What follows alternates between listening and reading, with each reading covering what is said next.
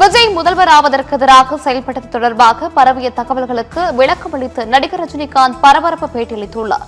திமுக அதிமுகவை இணைக்க முயன்றதாக வெளியான கருத்துக்களுக்கு ரஜினிகாந்த் கூறும் விளக்கங்களை தற்பொழுது கேட்கலாம். தேர்தல் முடிவுகள் வந்த பிறகு என்னை பற்றி ஒரு 2-3 விமர்சனங்கள் சோசியல் மீடியாவில் அரசியல் உலகத்தில் பரவலாக பரவிக்கிட்டு இருக்கு.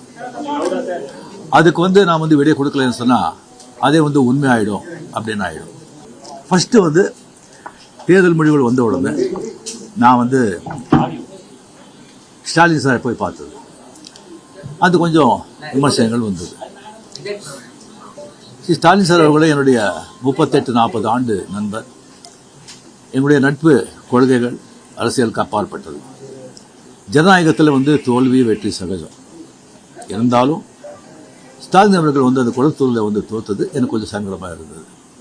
அதுக்காக ஒரு நண்பனுங்கிற முறையில் நட்பு முறையில் அவரை போய் நான் பார்த்தேன். அதுக்கு நான் இங்கே விஜய் சிஎம் ஆகக்கூடாது, போர் வரக்கூடாது, அதை தடுக்கிறதுக்கு ரஜினி அங்கே போயிருக்காங்க, வேறு ஏதோ 2 பெரிய பார்ட்டியை சேர்க்கணும்னு சொல்லி பேசுகிறாங்க அப்படின்னு சொல்லி விமர்சனங்கள் வெளியே வருது. அந்த சூழ்நிலையில் நான் அதெல்லாம் பேச முடியுமா? அப்படி பேசுகிற ஒரு தரங்கெட்ட ஆள் ரஜினிகாந்த் இல்லை. அது தெளிவுபடுத்துகிறேன். ரெண்டாவது நான் அவர் வாழ்த்து சொல்லலை. ஏர்போர்ட் போகும்போது வாழ்த்து சொல்லலை.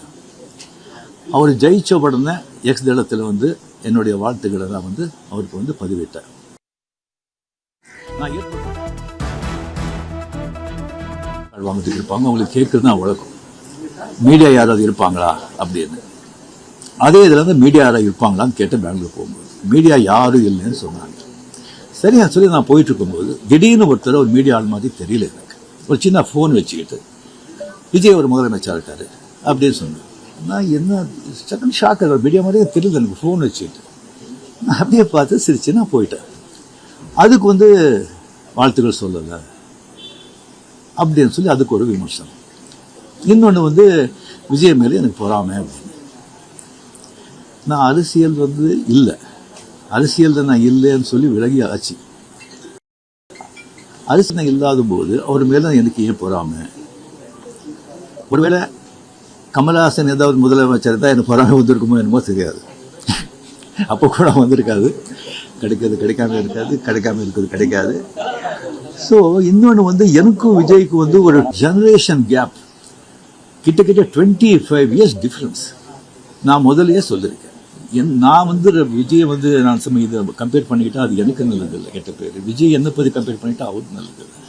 சின்ன வயசுலேருந்து அவர் பார்த்துட்டு இருக்காரு. அவர் சிஎம் ஆனதுல எனக்கு என்ன போகிறாங்க?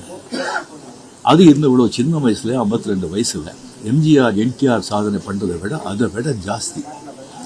கம்ப்ளீட்டாக சென்டர் பிஜேபி எவ்வளோ பெரிய பவர்ஃபுல் சென்டர். இங்கே 2 பெரிய கட்சிகளை எதிர்த்து தனி ஆளை ஜெயிச்சிருக்காங்க. அது நம்ம சினிமா இண்டஸ்ட்ரியில் இருந்து. எனக்கு அது பொறாமை இல்லை, ஒரு ஆச்சரியம் கலந்த ஒரு சந்தோஷம். அப்படியே யார் அப்ரிஷியேஷன், சூப்பர். ஸோ அந்த பொறாமையும் இல்லை. விஜய் அவர்களுக்கு நிறைய எதிர்பார்ப்புகள் இருக்குது இலங்கை மத்தியில். டெஃபினட்டாக அந்த எதிர்பார்ப்பெல்லாம் அவரை சந்தித்து மக்கள் நல்லது செய்வாங்கன்ற நம்பிக்கை எனக்கு இருக்குது. அவருக்கு அதிக வாழ்த்துக்கள்.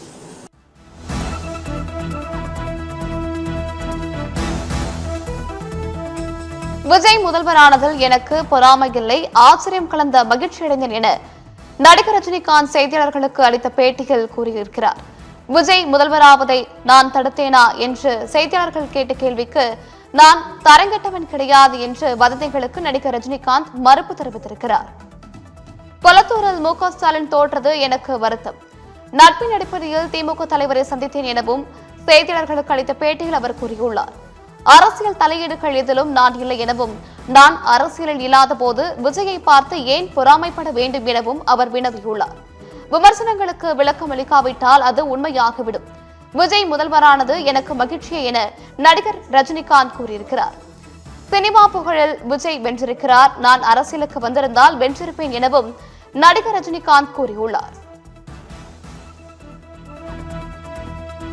2 பெரிய கட்சிகளை எதிர்த்து விஜய் தனி ஆளாக வெற்றி பெற்றுள்ளார் என நடிகர் ரஜினிகாந்த் செய்தியாளர்களுக்கு அளித்த பேட்டியில் கூறியுள்ளார்.